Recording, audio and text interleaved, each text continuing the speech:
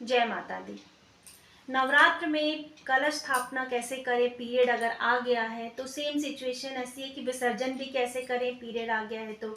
देखिए, ये सवाल जो है हर माँ बहन बेटी को होता है जब उनको पीरियड आ जाता है। तो देखिए, जब हम पूजा पाठ करते हैं तो मन से करते हैं, अपनी आत्मा से करते हैं।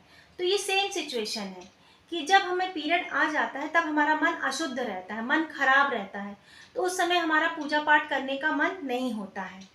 लेकिन ये हमें नवरात्रि में कलश स्थापना करनी है, तो इसके लिए हमें करना क्या है कि जब घर में अगर आपके अलावा कोई और भी है, जैसे मान लीजिए आपके हस्बैंड हैं, तो आप उनसे कलश स्थापना करवा लीजिए और आप व्रत रह लीजिए। और अगर पंडित जी की व्यवस्था हो जाए तो पंडित जी से कलश स्थापना करवा लीजिए।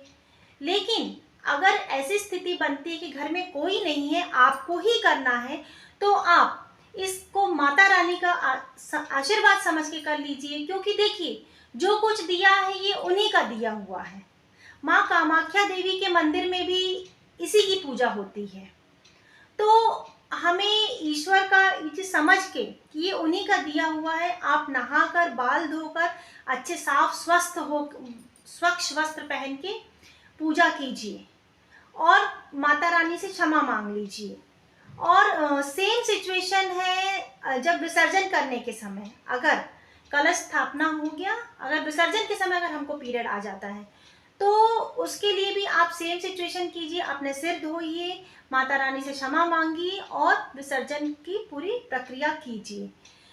क्योंकि इसमें हमें संकोच नहीं करना चाहिए। हम कहाँ तक करें, हर साल हमको कलश स्थापना करनी है। ऐसा तो है नहीं कि एक साल कर लिए हो गया। जब ये सिचुएशन हर साल आनी है तो इसके लिए हमें कुछ ना कुछ उपाय तो करना पड़ेगा।